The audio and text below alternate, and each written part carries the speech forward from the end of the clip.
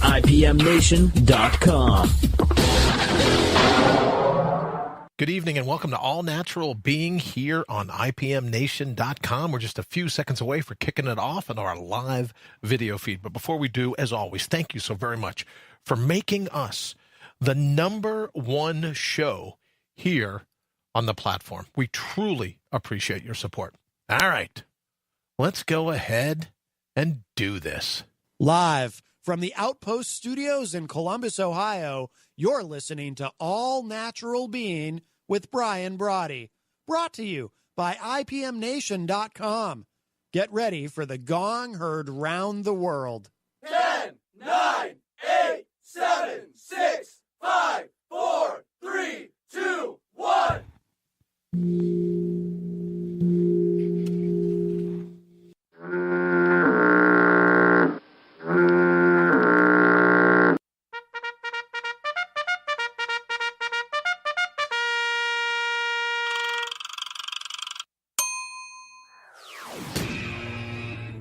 All Natural Being. Warning, All Natural Being with Brian Brawdy is designed to shake your sense of self to the core. It's full contact psychology with an empowering twist, a philosophical loofah for your soul. For those of you not ready or comfortable releasing your inner superhuman, listener discretion is advised. Here's your host, Brian Brawdy.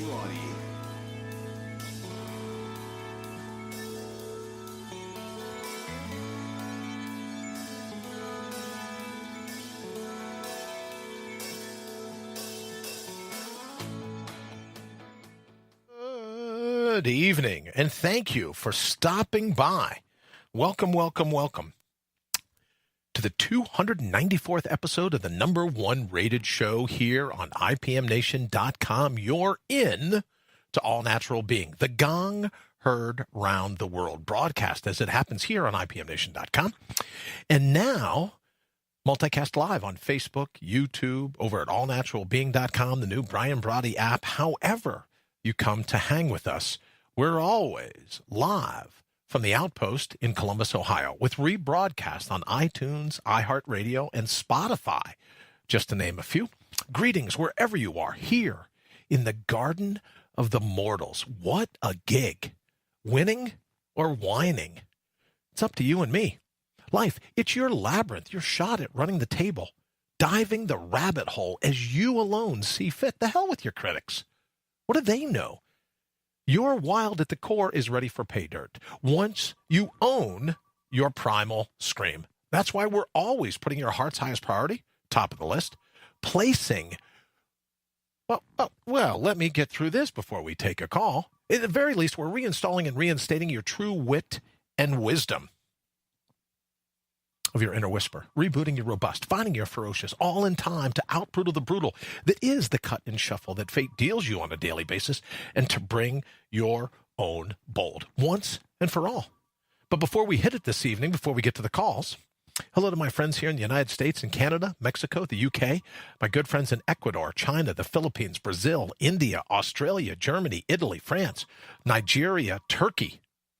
We're talking about Japan, Singapore, Thailand, Belgium, South Africa, Egypt, Puerto Rico, Kenya, Netherlands, Colombia, Greece, Ireland, Peru, Poland. To those joining us from all over the globe, it's great to have you with us. I truly am fired up this evening to be driving your bandwagon, to be your virtual hitchhiker if you're out and about on the go, to be your biggest fan, to be avidly you. Before we jump into tonight's show, though, let me ask you, how does it make sense to let anyone hijack our cognition, to play us like a sock puppet? Because, I believe the days of needlessly torturing ourselves, being someone else's tool, they're over. Soon as it is, we decide to take life into our own hands. So what are we waiting for? Here's our opportunity to mortal up. So what do you say? Let's go kick in some doors. And let me say a hello to everyone quickly here in the thread, and then we'll get to it. I mean, the phone's already ringing off the hook. We've got a lot to go over tonight here in All Natural Being. Hello to Janile. Thank you so very much for joining us this evening. Also to Shane and to Wayne. Thank you so very much. John, hope your mom's doing well. wanted to hear from you how she's doing today. Rita, thank you so very much for joining us here at All Natural Being. And as we said in the intro, what are we? Episode 294, I believe it is, with the 300th episode coming up on us quick now. We'll be at the 300th episode on September 2nd, 10 a.m. We're using it as the kickoff hour for our 24-hour marathon in an attempt, you know all about, 81 to win. Later in December of this year, we'll be going for the Guinness World Record for the longest, which is why I've put this up in the studio, right? Just to kind of like give me an idea as to what's going on ultimately when you think, oh, you gotta be kidding me. 81 hours. We look at that and we think, okay, what's that all about? But we'll be doing that later in December. We're going for the Guinness World Records for the longest call-in radio show that there is, or at least for the record. The record now is 80 hours and 5 minutes. I said, if you're going to beat a record, we might as well beat the record. So we've been busy working on that and putting a lot of things together. Hi, you all. Well, hello to you as well. Rita. John says his mom's doing great, home and resting. Thanks for all of the prayers, everyone. John, you're more than welcome. I'm glad she's home and doing well. So as we prepare for the big ramp up, all kinds of cool things to talk to you about. You notice we've got the countdown clocks, as I've mentioned before, thanks to our friends at Sales Copy Academy. Be doing the official timing of everything we got going on. And I have to be honest with you, you know, sometimes when I come up with these ideas, if maybe you're the same way, you come up with these ideas and goes, oh, that sounds really great. But as we get closer and closer to the 24 hours, I'm pretty excited about it, right? To think. To just be doing this, to be taking your calls or identifying all kinds of people that are going to be calling in throughout the show. If your name isn't on the list, I would love to add it to the list. Those people calling in, kind of like a pacer. If you're just catching up with this, this evening, you know, kind of like a pacer in an ultramarathon, someone that comes and runs with you for different legs of it. Well, I'm hoping to have people here in the thread that want to join in. But look, it's a street that goes both ways, right? If you join in, I've got a really cool parting gift, if you will, whether you're live in the studio, and you're welcome to be if you're in this area of the country, whether you're live in the studio over Labor Day, or you call in, we've got some really cool products from True Fru. I call it True Fin Advertising, to be honest with you, but it's my True Fru thank you. It's the you know, not the vegetables. What is wrong with me? Too long a list to go into now, but the fruit covered in just absolutely delicious chocolate. So these assorted fruits that you get in True Fru, and I'm going to be sending out a bag or two, maybe, depending upon, you know, just how it goes, but a bag or two to everyone that calls in to help me through this initial 24-hour to run it, you know, because there's a lot of people saying you'll never make the 81 hours. And I'm thinking, well, if I can get through the 24 hours, that's a fourth of the way there, right? At least I'll be able to iron out some of the kinks in that time and see how it goes. So if you haven't added your name to the list yet, please do so. We'll be putting a big push into it next week, I think. But if you haven't instant messaged me or given me an idea as to, you know, a time that would be good for you, that would be great. And then we'll hang out together. But in addition to the cool parting gifts, I'd love to talk about what's important to you. I'd love to talk about maybe about your brand, maybe you know, about your wild at the core. What is it that calls you out of bed in the morning? What is it that puts your heart's highest priority top of your list? Because ultimately, we're doing everything here in the radio show in terms of unleashing your legendary. So I can't wait to be going 24 hours in a row and learning about your legendary and what it is that we can do. How can I help? What can we do as a team? Patricia says the A and B family. What can we do as a family to help unleash your legendary? So I'm very excited about that. Good evening to Wayne. Wayne, thank you so very much for joining us here at All Natural Being, and Janice as well. Thank you for joining us, hanging out. We're busy talking about some of the things that we'll be doing throughout the week leading up to next week in the 24-hour show over Labor Day. And then also what we need to do to be able to ramp up for the 81 to win. But before we do that, I wanted to talk to you a little bit about today. We put up something over on Facebook earlier. Let me get back over there. I want to make sure that I'm saying this just right in terms of what it was we had hoped to be able to talk about this evening.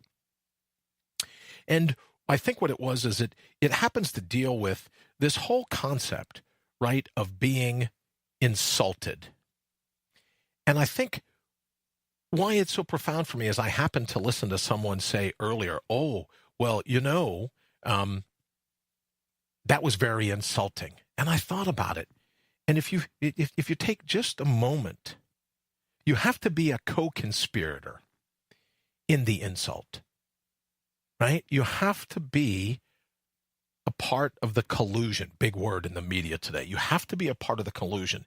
If someone says something, if someone gets worked into a lather, if someone's all upset and they try to deliver an insult to you, in order to be offended, in order to be outraged, in order to be hurt, in order to be derailed, in order to be all these other things we hear about, you have to first admit that in the power struggle between your peace of mind and their rhetoric, they won and you lost. Right? If you can be insulted, you lost. You let the words, the ramblings, the gangs of letters, the way they put them together, right? You let the gangs of letters ruin your day. And then in that power struggle between another person's opinion and your peace of mind, you lost.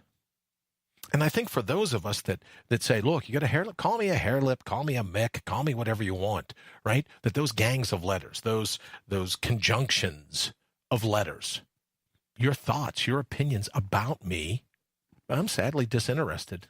Well, maybe gladly disinterested is another way of putting it. But if we really stop and think about, good evening, Lee. Nice to see you. Thank you for joining us here at All Natural Being. And thank you so much for Lee and everyone at Sales Copy Academy for the really cool clocks. I cannot wait for, I'm just getting giddy about this 24-hour countdown. Rita says, you can only be insulted and only be insulted if you stop. You let it happen. And I think what I like about Rita is that, we permit it. What she's saying is we permit that insult. So I think it's popular now to go, oh, that person insulted me. That person said something that was outrageous to me. That person said something that was injurious. That person said something that was demeaning to you. I saw something the other day, and this is not the time to get into it. We'll do it at some other point, I suspect. But this whole thing blowing up about the Catholic priests and everything else. And one of the alleged victims has grown up now, and he said that he considered it to be the murder of his soul. What happened to him when he was younger was the murder of his soul. And it made me think, what can ultimately murder your soul? And why would you ever be in a position to let your ego suggest to you that it's a good thing to believe in the murder of your soul?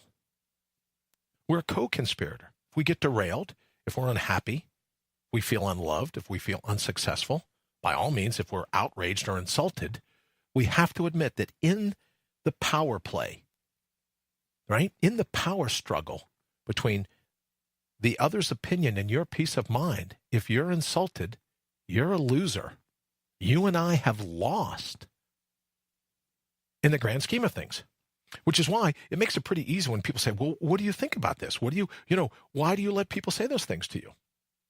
Let me say good evening to Diane. Thank you so very much for joining us here at All Natural Being. Hello to you as well. Right? But we're kicking around this concept of everyone running around. You got to walk on eggshells. Everyone's worried about being offended. Everyone's worried about being upset. Everyone's outraged. I saw something the other day where a group of people attacked someone for whatever reason, turned out to be one of their own, and they're busy attacking them. Well, let me just say this, right? And and again, we never like to turn, right? We never like to turn this show into, as you heard me say before, we don't like to turn it into a political show. But if you're a member of Antifa, or you're a member of a group that dress in black pants, black shirt, black hats, and you need to wear a black bandana in order to exercise your First Amendment right, you need to carry a baseball bat and break out a window, you need to set a car on fire, you need to kick somebody on the ground because they have themselves wrapped in a banner, or they have a T-shirt on, or a hat, or whatever else that you don't like. You got to wear a black mask and a baseball cap and dark sunglasses on backwards. You're a coward. Just nothing wrong with that, right? Well, plenty of people go through life being cowards, but you're a coward. Just a little side note. And now a word from our sponsor, right? But let's get back to being insulted. Takes two. What's that saying? It takes two to tango. Well, in order to be truly insulted by the words of another, in order to be truly outraged, why would you forfeit that peace of mind? Why would you forfeit? Why do we forfeit that smile in our heart? Rita says, for anything that happens to you is only as bad as you allow yourself to react. Absolutely true. And there's no doubt that there's true evil in the world. True evil. You look at some of these things, and again, black baseball caps, dark sunglasses, and bandanas around your face, right? The social justice warriors, the other people that are busy out and making sure that you don't get to exercise your First Amendment right. Right? As I've said before, it's not toxic masculinity or toxic femininity that's going to destroy the world. It's toxic sensitivity. And if you can truly be so sensitive that the words of another get in and ricochet around your mind and ruin your day, what has happened to you? As an individual, what has happened to us collectively when we can permit that, when we can allow that to happen? All right, don't forget, if you want to give us a call, toll free, 833-462-3968, 833-GO-BE-U, if you want to give us a call. Oh, I also want to mention that tomorrow evening, we've got a really cool guest. You probably know that a good bit of what I've done in terms of the recovery is to find out anything that I can, as it pertains to the way to best bolster my immune system within my body. And Amanda Bobbitt is going to be on tomorrow night. Now, Amanda is an expert when it comes to all things, and I mean all things, in terms of water and the human body and why it's so important to take in the most, I guess you'd have to say, the most essential nutrient in your body. She'll be joining us tomorrow night to go through, maybe take some calls, take some of your questions. But it's really an honor to be able to have her with us. And she'll be talking a little bit about why I'm such a huge fan of hydrogen in my water, those kind of things. And remember, as I've said a couple times before, my doctor said, look, your immune system will rise to the occasion to beat back this horseshoe of a hole that we had to carve into your head to get the tumor out, if you make sure your immune system isn't busy fighting fires all over your body. Right? It's not trying to put out little skirmishes in all other parts of your body. It's like, in order to get your immune system to be all hands on deck, which is what you want if you want to beat this brain tumor and its aftermath, you got to help it a little. And most certainly, the wisdom that Amanda brings is a part of what I've done. So we're really excited to have her on with us tomorrow evening and to be taking your calls. There may be some questions that you have. There may be some ailments, maybe some things that you're going through and you go, wow, I wonder if that would work for me. And so we'll be going over all of that tomorrow night. So it really is an honor to contemplate having her here with us. Good evening, Henry. Nice to see you. Thank you for joining us. The insulter. That's, what is so interesting, when I just saw, it's about time, Henry. Oh, Wayne, you're such a kidder. Learn to interpret those insults to what needs aren't being met and heal yourself with the insulter with nonviolent communication. John says, yep. And it's interesting. When I saw the insulter, do you know the first thing I thought about? The first thing I misread the word when it popped up here in the thread, when Rita put it up in the thread. You know what I put? Insulator. So let's just run with that for a minute. You have an insulter, and if you're insulated, then that insult doesn't get through. That insult, it's like a bulletproof vest I used to wear in law enforcement all the time. The projectile just doesn't get through. And whether it's projectile vitriol, whether it's whatever form, pathetic form of static quo, right? If you're insulated from that, it's not going to go ahead and get through. All right, let's take a quick call. Where are we? Caller 1, go just like this. Good evening. Welcome to All Natural Being. Who do we have with us? Hello. Hello. All right, we'll leave them here for a minute. In any event, in case they come back online before we move on, I think about that in terms of of having the insulator. You can be insulted or you can be insulated from those insults. And I would say the best way to insulate yourself is to remember who you ultimately are. Hello, caller. Any better chance of getting through? Hello. Welcome to All Natural Being. Who do we have? All right. We'll let them try again. 833-462-3968. 833-GO-BE-U. But as I saw Rita, and as I read her post right there, in my mind, I didn't realize she was saying insulter. I thought she was saying insulator, which, again, a great point. So how do you work to insulate yourself from those insults? I think the ancient Latin of insult was to jump on. So originally, you could be insulted if someone physically attacked you, pound and ground.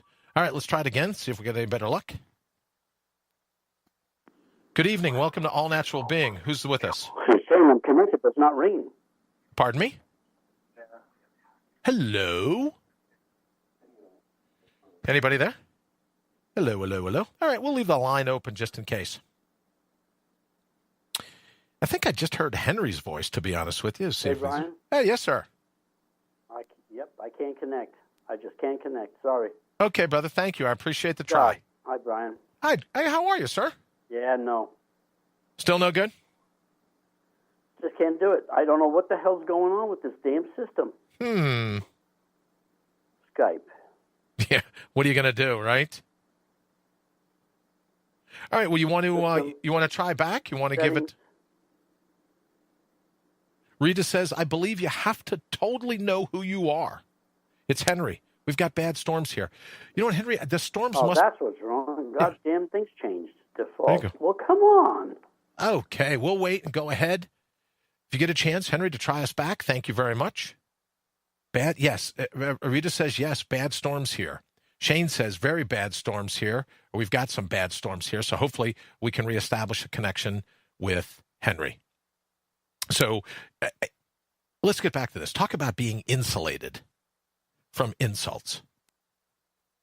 Now, what makes that kind of tough and why you've heard Henry talk about it before, and he put up a piece on SoundCloud, a really good piece if you haven't had a chance to take a listen to it yet, on Henry's SoundCloud page about guilt. But ultimately, what keeps us from being sufficiently insulated is that we're sleeping with the enemy, right? We have an ego that's outstayed its welcome, an ego that's run longer than its shelf life. And because of that, insults know how to get in, right? Well, the other day we've had pretty heavy-duty rains here. Speaking of that, we've had pretty heavy-duty rains here. All right, let's go ahead and see if we can get the call to work now. Good evening. Welcome to All Natural Being. Who do we have? Hello, Brian. This is Henry. How are you, man? Good evening. Good, sir. How are you? Doing fine. Fighting technology, of course. Of course. I said, I can't spell technology without spell check, and I can't even come up with the three letters for text. So. And we have someone here that's going to say hello real quick. You want to say hi to Mr. Henry and everybody else? Hi, Mr. Henry. And say hello to everyone else. Hi. Hi. Say thanks for coming to All Natural Being. Thanks for coming to All Natural Being. All right. Very nice. So we were talking about this sense. Thank you, Blyden, very much. He's like an impromptu executive producer. He stops by to make sure everything's going just right. He loves his daddy. I'm a lucky guy for sure. I'm a lucky guy. So we were talking, I saw a little bit ago where Rita had typed insulator. Or I'm sorry, she had typed insulter. And the first thing that I saw when that word popped up in my mind, Henry, was insulator. So I totally misread what she was sending. But I thought, what a great way to talk about being impervious to insults and to think about how to insulate yourself and how important that is when it comes to handling the status quo, the mashugana of the marketplace. So I thank her for that post because I totally misread it, and it made my mind go in an absolutely different direction. What do you think, Henry? Absolutely right. That's the thing. We have, we've gone through so many of these stages between, as we grow up, between the bullying stage and being criticized constantly for doing things wrong or not getting complimented for when you did things right, where it was overlooked, being picked on for all the negative stuff, and then you grow up to become an adult and you're chastised and criticized in the workplace for the same thing, and it really is. It's we have to insulate ourselves from that. We got to have built-in insulators that just absorb all of that stuff, that negativity, and just ground it to the earth and just let it just not be a part of us. And I think we do. We take it personal and we do incorporate it, and it becomes part of us, and we identify with it, and then we can't let it go. And I think that's a portion of it. And maybe it's the ego that becomes that little baggage, that little storage area that keeps us holding on to it. So a part of the insulation has to be inside and outside, Henry, does it not? Yes, absolutely does. We, the ego is an amazing component in the ingredients that actually made us who we are. And it loves to remind us of all the negative. It loves to remind us that we need it, and that's part of it. Hey, Blyden. Mr. Henry says, hey, Blyden. So, when you think about with Blyden hanging out here with me, yes, and Zumi is saying hello, too, to everyone. Blyden and Zumi hanging out here, there was a stage in our lives where ego was important, right? You don't want to run with scissors. You don't want to play in traffic. You want to look to your left and your right before you cross the street. You don't want to, take the toaster into a bathtub, that kind of thing. Take the hairdryer into the shower, that kind of thing. But then the ego outstays its welcome. It lives past its shelf life. Its born-on date has been expired for months, if not years in some cases. And then we end up where that's like the satellite office for insults is the ego. But one of the ways to insulate ourselves, both inside and out, is to make sure that doesn't happen. It's taking control. It's take control back. Or for most of us, we've never had control. It's been ego that has driven us. And so it's learning how to recognize ego's voice versus our voice and being able to take control of ego and set it aside. We will always need it. That's one of the things. We always count on it for getting us out of trouble. But it lives its life to keep us in trouble, to keep us suppressed and keep us down, and not allow us to be who we are, our all natural being. And so, yes, we have to learn the difference, and we have to work on understanding it. We have to admit it. That's one of the biggest issues, the biggest hurdles we face, and then work with it and allow it to exist, but we have to be the supervisor of it. And, can you talk a little bit, Henry? We discussed it some yesterday. You were talking about within the grip of guilt. And I thought it was just fascinating the way you had decided to represent guilt as the absence of a clear understanding of time.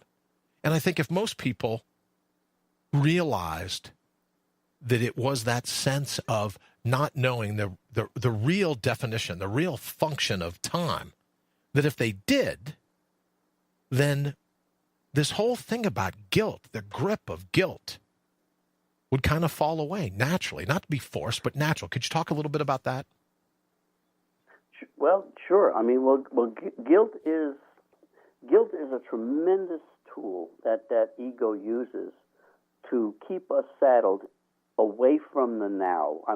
The last thing ego wants us is living in the now. It wants us dwelling in the past and feeling guilty about everything. All the decisions we made, and then it wants to keep us focused on the stresses that require us dealing with tomorrow. So it's the new house, it's the bigger cars, it's the all the vacations, just the jewelry, it's all of the material stuff, and so it keeps us busy. In essence, just keeps us busy, dwelling in the past, worrying about tomorrow, where we cannot enjoy the right now. And guilt is a great tool in that toolbox of egos. And we, like I said, we simply allow it to continue. And if we can gain control of ego, where we can supervise it, then we just simply don't allow it to grab that tool. We don't feel guilt. We don't feel the anger, the fear. We don't get into these that we deal with every day because we're constantly reminded about the decision we made 40 years ago that hurt somebody's feelings. I mean, it's amazing how well ego works and how exceptionally good it is at its job. Well, we've talked before about progressive adaptation. If you go in the gym and you're busy doing bench presses, you're not going to bench press 400 pounds all at once. You build up to it. And I suspect over the years, and you should know that I'll let Blyden know that Mr. Wayne and Ms. Rita said hello, so thank you so very much for that. Henry, I think he heard you say hello as well. Here's kind of the cool thing about it. He goes to bed, right? His mom goes off into some other part of the house, and he sneaks down. So he'll have no need down here. But he'll come down to the studio and go, well, I'd like to be on the show too, So, yeah, we have another budding reporter coming in our future. So thank you, Blyden, very much for stopping down. Thank you, Henry. So here's the thing. And again, I go back to what Rita said to me. She said insulter, and I read insulator. So that's how I'm going to start positioning it in my mind. If I'm affected by an insult, I have ineffective insulation. Correct. Right, just like your house in the wintertime. If you got insulation, then the cold doesn't get in. If you got the proper insulation, then the heat doesn't get in the summertime. So if you're properly insulated, by that I mean you don't have an opening that the ego is created from the inside out. We had someone come over the other day, Henry, there was one of the windows upstairs. Well, you know about it. It's the window upstairs in the guest room. Was leaking, and it rains here. It's just unbelievable. Oh, come to Columbus. That's better weather. So in the event, it rains, and it rains, and it rains. So the water started puddling up on the windowsill. So we finally get the guy to come out, and a really nice guy named Herb come out, look at the windows, and he goes, yeah, I see the puddling, I see this, and I see that. He goes, I definitely see you're having some trouble, but he goes, can I tell you what's going on? And I go, yeah. And he goes, you got a leak in the roof. And this is all coming back to me now because water gets in from the leak in the roof, gets down behind the windows and pools there. But as Rita just helped me to see, if an insult works its way in, you got a hole in the roof. You got a hole in your insulation. You're letting that outside attack in over something you've done. So, yeah, the windows are fine, just there's a leak in the roof. So when we look around and go, okay, great, what are we doing? Then you got to say, okay, there's a leak. How did I let that insult in? Well, the ego's on the inside trying to tunnel out. The insult's on the outside trying to tunnel in. What chance do we stand? Well, and I think you made the great reference when you started talking about thick heads and thin skins. I mean, when you really deal with it, trying to thicken your skin, isn't that insulation? I think it is, brother. That's what I think. So I think that really works well as a great description, or to try to get people to understand what this is all about. I mean, we are desperately trying to understand, who we are. And why we're here. I mean, those are the two big questions that most people really question when they're trying to understand the world the way it is. And it's extremely difficult to approach everybody because everybody comes from different points of view and different experiences and different ways of life and different cultures. And to go through and explain how, yes, you really need to stop letting people, bother you. Take what they say serious. Okay, so how do we do that? Okay. Sure. You really have to have the answers for them. And that is really where we're at. I mean, we can sit here and talk about guilt, and we can talk about fear, and we can talk about all of this stuff and why we have it and why we have to get rid of it. But for most people, how do we do that? I mean, okay, I'd be more than willing to give it a shot, but I don't understand how I'm going to do this. And it's been a lifetime building to where it is. Sure. And you just don't want to tell people it's going to take a lifetime to undo it, too. Because we have to unlearn. We have to unlearn all of the things we've been taught in order to get back to what we were originally, when we were actually created, and then start relearning. In different configuration, I guess. So yeah, it's a tough task. It's a very tough chore, and trying to define these things, and that's the other half of it, is defining it. You know, you say the word guilt. Well, there's a ton of definitions for guilt, but I mean, when you look at talking to two people, you better have the same definition between the two of you. Sure. Otherwise, you're talking in different ballparks. Yep.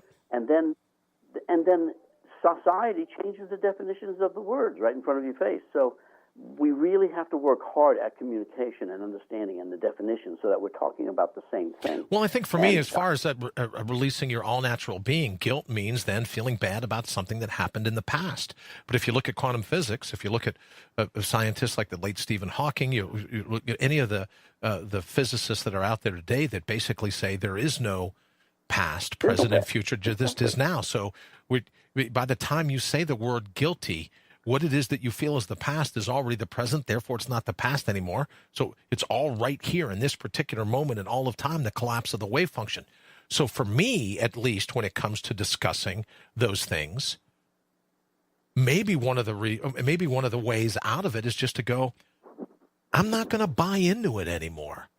I'm going to work on my insulation. I'm not going to be insulted by the words of another. I have more self-esteem. I have more respect for myself. I have more of a belief in putting my heart's highest priority top of the list.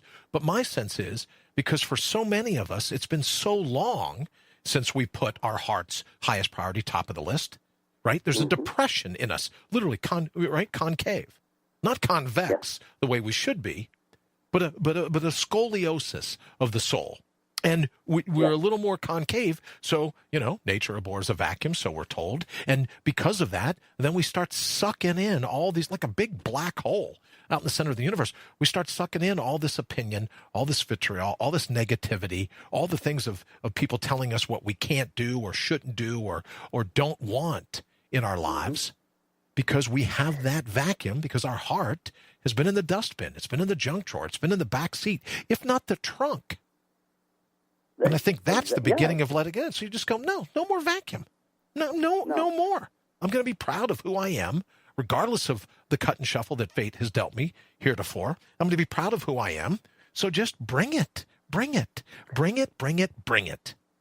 Yeah, and to me that is what's most important. If people can, most people, even though we have guilt and we have fear and we live our lives with all of this, when you ask somebody, in general, are you happy? Are you content? And most of them will tell you, yes, they are. That they really wouldn't want to make any changes in their decisions that they made because they wouldn't be where they are now. Well, that's great to say, but you're harboring something that you have no control over anymore. It's all gone.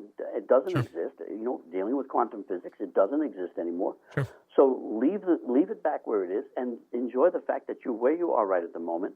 And this is what it's all about. And so people get the concept, but it's very hard to get it in practice because they're tied up with the past and they're tied up with worrying about the almighty dollar for tomorrow. Sure. Well, if we don't allow ourselves to be dispersed, if we don't, I said all the time, and including over on Facebook earlier, someone asked me, goes, well, why do you do this, right? Why is it recovering from the brain tumor, all the different things that are going on in your life? Why do you do this? Because someone has to stand up to those that are going to water down the ultimate in human wherewithal.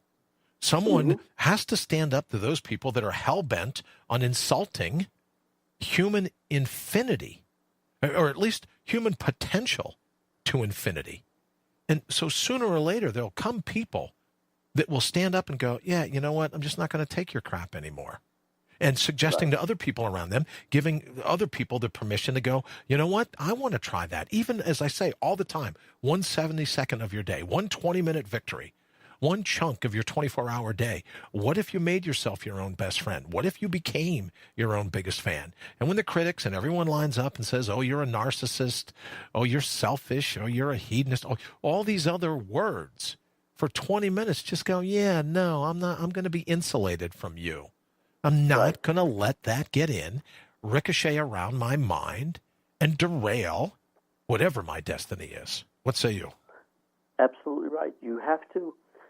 We have to be us and stop letting someone else define who it is that we are.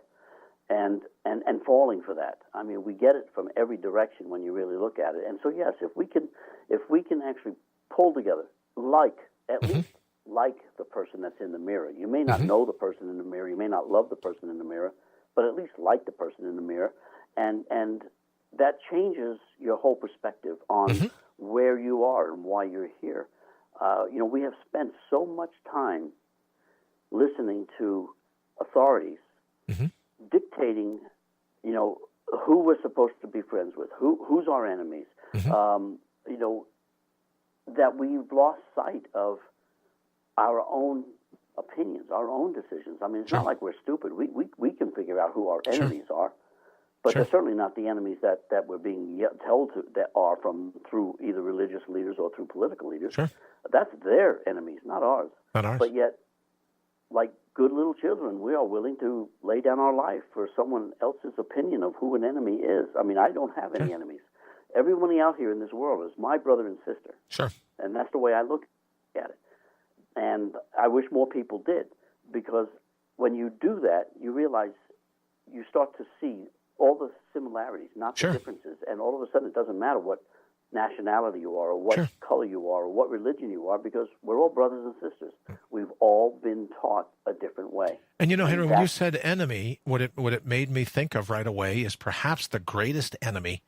Patricia said last night, when the audio cut out this morning. Oh, and I should mention, Henry, that thanks to everyone, and thank you to Wayne. Wayne, if you're still on the thread, we're working, and thank you to the good folks at Wirecast.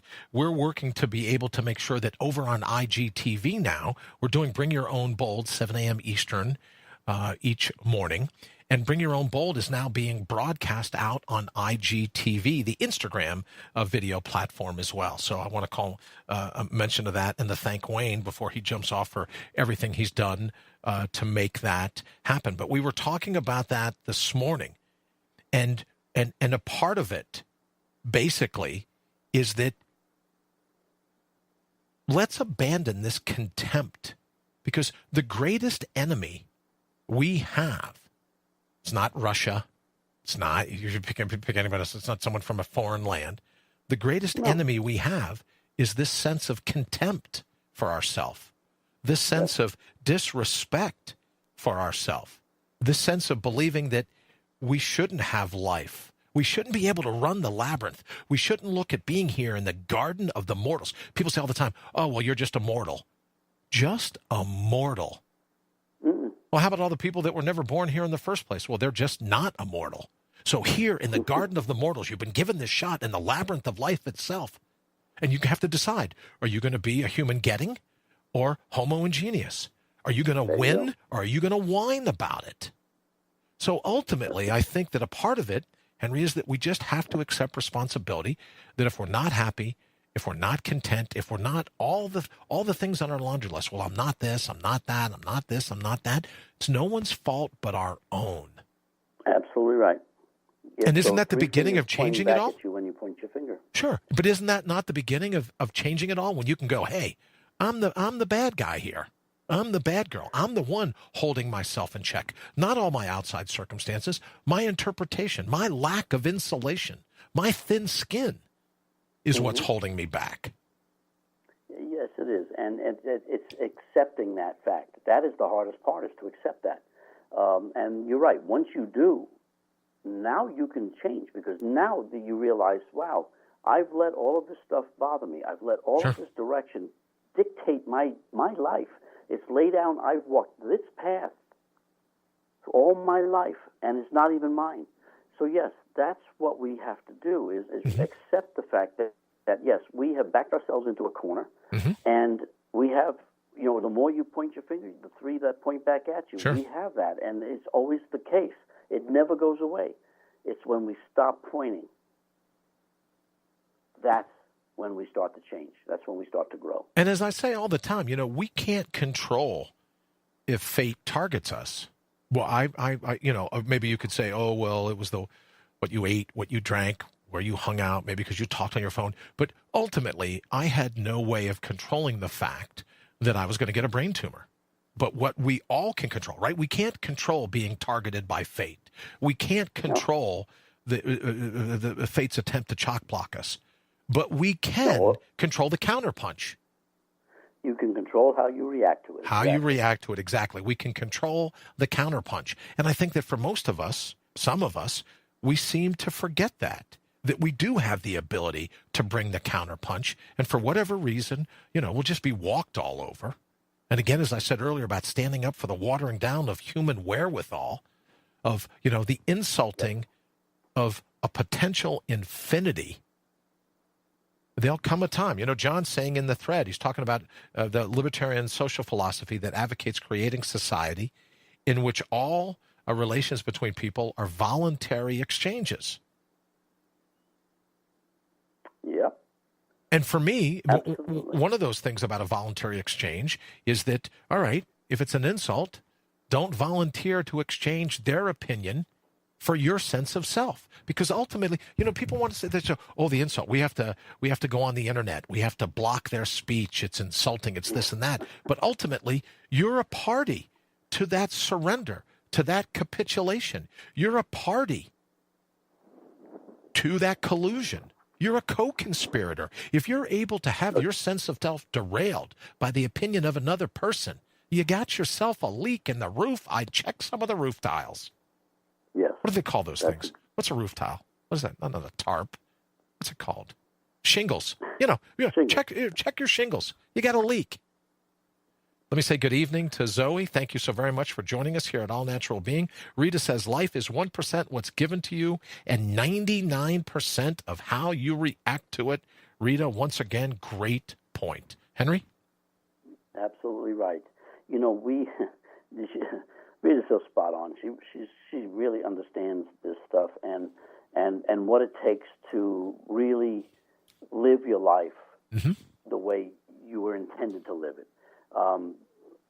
And that is perfect. I mean, because it really is. I mean, we react, and that's what dictates what's going to come next. I mean, sure.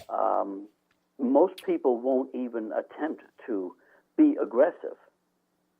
But if we interpret a move or a statement as aggressive or insulting, and then we throw gasoline on the fire by reacting to it. Sure. I mean, how many times have you gone back and questioned somebody for what they said and then realized that they didn't mean what they said? It's what we heard, but they meant something totally different. And if we would have just stayed quiet, we would never have that as an issue. But that's what we do. We react, and we're really good reactors.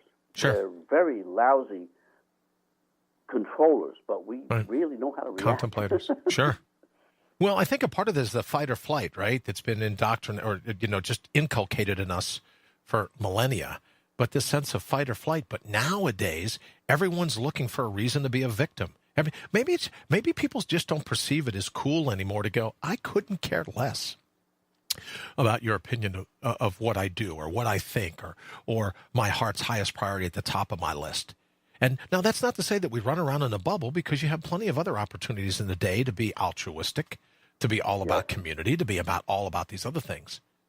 But we're talking about 1/72nd, one chunk of your day, 120 minutes where you go, I don't care about any of that craziness.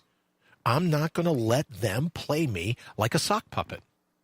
Exactly. I'm not going to let them dictate my destiny. It's 1/72nd of the day where you actually take your life back. Sure. At the very least, Henry, stop donating it to other people, right? Even if you don't take it back, stop donating it, because it was never yours to give away in the first place. Stop donating your life and realize that if you have the proper insulation, let them attempt to insult you all you want. Let them attempt all they want, I guess I should say. Let me also say hello quickly, Henry, to Matt. Matt, thank you for joining us here at All Natural Being. And Blair, I was just talking about you, brother. Thank you for joining us here at All Natural Being. Rita says, when you say I couldn't care less, it's empowering to your own being. I think it is. Yeah. I think it is, right? Because then people, I'm not trying to say I should duct tape everyone that says I'm an idiot. I should try to squelch the speech of people that disagree with me. You are welcome to your opinion. There's a freedom of speech. There's also a freedom of hearing. And I'm free to turn the volume down on your drool. Doesn't make me a bad guy. Doesn't mean you don't get to have your drool.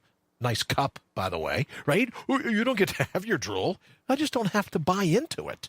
Henry? Well, that's the whole thing. And when people do attack you, or try to offend you, or whatever it is they're trying to get your goat, even when they disagree with me, and of course I've got a lot of people that do that. Sure. My whole response to that is, okay, let's sit down and talk. Explain to me how you see it.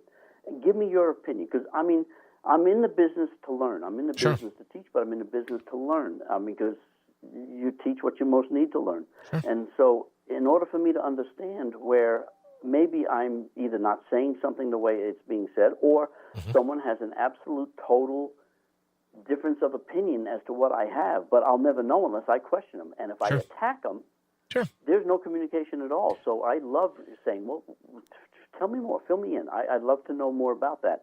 And boy, I'll tell you, that goes a whole long way, because then they get to realize, wow, now I'm really on the spot, because he really wants to know why I think he's an idiot. There's no comeback from that.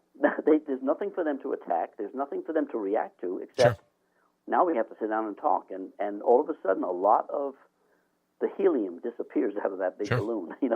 It's very interesting. Henry, let me say hello quickly to Taylor Hampton. Rita says, as a new listener, Taylor, thank you so very much for joining us here at All Natural Being. And Henry, we only have about 5 minutes left. Taylor. Hi, okay, please go right ahead, Henry. I'm sorry to interrupt. No, that's fine. I'm glad he's on. That's wonderful. Oh, great. Nice to see you. Thank you so much, Taylor. Appreciate your time here at All Natural Being. All I was going to say is because here's what happens when I talk to you. And you'll say a sentence, and there's a particular word that just jumps out at me. It's a different word all the time whenever we talk, whenever we do. But you just said the word attack. And if you look at people say, well, he or she, not the physical attack, right? Because remember, the ancient Latin of the word insult is to jump on. So an insult was literally a physical attack. That's what the word was supposed to mean. But if you believe that you can be attacked by the words of another, my question is, what happened to your sense of self? What happened to your opinion of yourself? If you believe that you're ultimately vulnerable for attack, you're ultimately vulnerable to be derailed by the words of another, then you got to look in the mirror and go, where did I fall so far from grace? Where did I become derailed to where I even believe I can be attacked? And that's a hard problem. It really is a very tough problem. We are reactive. That's who we are. Sure. We are reactive beings. And so when someone says something that you disagree with, or that disagrees with what you're saying, we can interpret it very much as if it were an attack on us. But that's really where the problem lies. Because when we do that, we're missing the best part of the whole purpose of them confronting you, is to learn. And you can't learn if you're not listening. And so if you see it as an attack, then your objective is to re-attack back, and you get nowhere. So that's why nothing people say to me surprises me. And I always find a real great learning experience out of it all, because I'm getting to see someone else's point of view and what it is that created that point of view. Sure. And that's what we end up discussing, more than that I'm just an idiot. We just deal with what it is that gave them that opinion. And that's what I love to work on, because that tells me who they are at the moment and lets me know what has to be done to get them where they need to be, so that they're more in control of their life and not influenced by the ego. You know, it reminds me of working with a sensei in China, on Wudang Mountain in China, and he would stand there and people would swing and kick and this and that, and he would stand there with a smile on his face, and they never landed a punch. Right? It just never landed a punch.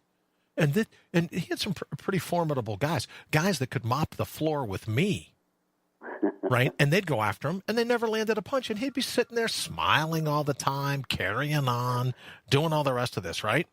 He'd be sitting there. And so you couldn't insult him. You couldn't attack him. His insulation was such that it was outside of being attacked. Henry, let's take one quick call. You got a minute before you go? Let's take one more call. Absolutely. Go right ahead. All right.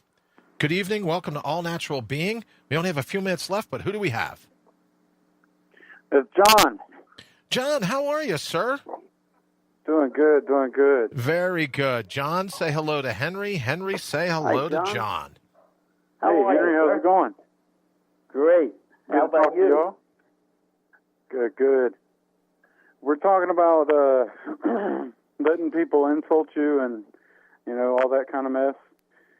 And one of the biggest insults that we have in life is the lie that we've been fed about how we have to follow all these different rules and all these, regulations and get a certificate to go,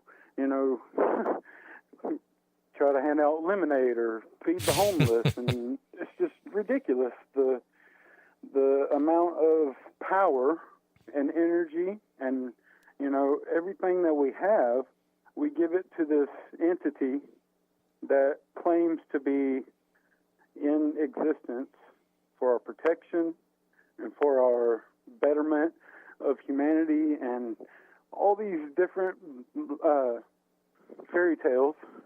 Mm-hmm. And absolutely right. That's the main thing. Before any one of us, of course we all individually can wake up from the nightmare, but we're all collectively feeding that lie by continuing to give it that power. Yep. I absolutely agree, John. Exactly the problem. Yep. And not just externally, John. Agorism. I was going to say not just externally, John, but also internally, right? Because if you look at, I say all the time that big government isn't located in Washington, D.C. Big government takes up residence in little minds. That's right. So that we go, okay, so the satellite office for that big government, right? That satellite office for, always telling us how we should act, what we should do. That satellite office is an outdated ego. An ego that's lasted too long. Right. Admittedly, we needed those egos. John, you have a beautiful young daughter, and for those of us that have children, for those of us that have grandchildren or nieces and nephews, the ego at a time provided a very valuable set of learning experiences, right? Don't run with scissors. Watch the street before you cross. Don't run around in a lightning storm with a 1-iron. Things like that. Don't take a plugged-in hairdryer into the shower. Those kind of things. But then... And we taught each other that all without some outside entity. That's true. Absolutely true, John. Let me also say hello to another John. John Brawdy is watching. Thank you so very much for joining us here at All Natural Being. So, Henry, I know you and I were talking the other day about some of John's very prescient points that he makes here in the thread. What do you think about this one? He's talking about, big government, whatever that's going to be, but big government, again, lives in little minds. Well, and we have. I mean, think about the legal system. I mean, and if you really want to understand why we are where we are, I mean, the legal system is based on what? It's based on guilt. Laws are based on the few people that commit the crimes. It's the innocent, the non-perpetrators, are the ones that are paying the price for the few that do. And so the whole system is based on guilt and requires what? Forgiveness. Right. To pay the debt to society. Well, forgiveness is another game that ego plays. You ever try to forgive somebody? How hard that is to forgive somebody? So ego says, yes, well, if you can forgive, then you're probably going to be okay. Well, it knows darn well we can't forgive. So it just perpetuates this guilt. And that's what it does. Well, I must be really bad because I can't even forgive them for doing that. And so, therefore, I must be guilty of. I mean, wow! It's just a perpetual circle. And so, yes, I totally agree. We're tools, and we're being manipulated into things that should never have happened. That we should never have allowed to happen. I think more likely. We have to snap out of our coma, our hypnotization, whatever you want to call it, that we've all encountered by the TV, the radio, the school systems, all the different factions that feed you this story, and we're not listening to our own internal story. Mm-hmm. And when we get back to that, one way, like I mentioned, the agorism, that's going to help you find what you desire, not what you're being told that you desire. Sure. That's right. Mm-hmm. Very good. Very good. So, Well, John, I thank you again. Throw that out there to, somebody I think angrily had an angry face at the agorism comment. So I just wanted to let you know why I mentioned agorism as it related to the insults. You know what? You make sure it wasn't me, because sometimes when I hit these little, I'm trying to work my phone. Talking about a bad habit, right? I'm hanging out with all my friends here in the feed, and I'm busy looking at my phone. So make sure that if I hit a face, that it wasn't it wasn't me that gave you a frown, John, because most of these times I don't know what I'm hitting. But I thank you so very much for your call. It's the top of the hour, so as everyone knows, it's time for me to say thank you so much to Henry. And I'll look forward to catching up with you. And John, thank you so much as well for just all the great thoughts. John does a great job of bringing some really clear points. And the nice thing I like about, or I love about John, Henry, is that he always goes back to nonviolent communication. He always goes back, you know what I mean, to just finding a more peaceful, a more caring way of communicating with other people. So, Henry, I'll have you and John say goodnight, and we'll get ready to wrap it up. But thank you all so very much for calling in and working with us this evening at All Natural Being. No worries. It's all Thanks, pleasure. John. Thanks, Brian and Henry, and good night, everybody. All right, buddy. Good night, guys. Take care, everybody. Thank you, John. All right. So thank you again to John and to Henry and to everyone that commented here in the feed. Thank you for joining us for All Natural Being. We'll be back. What's tonight? Wednesday?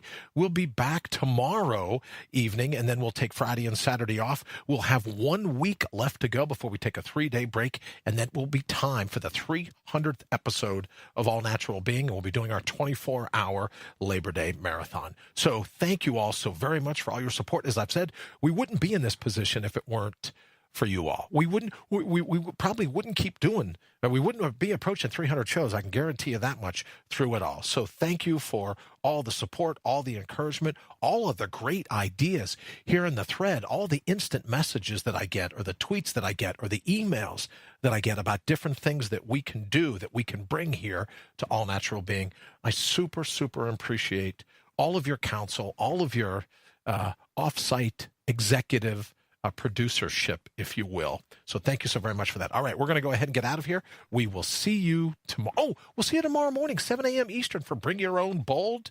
If you're up that early, we'd like to see you back. If not, we'll catch back up with you tomorrow night, 8 p.m. Eastern for All Natural Being. Thank you all so very much. We'll see you tomorrow. IPMNation.com.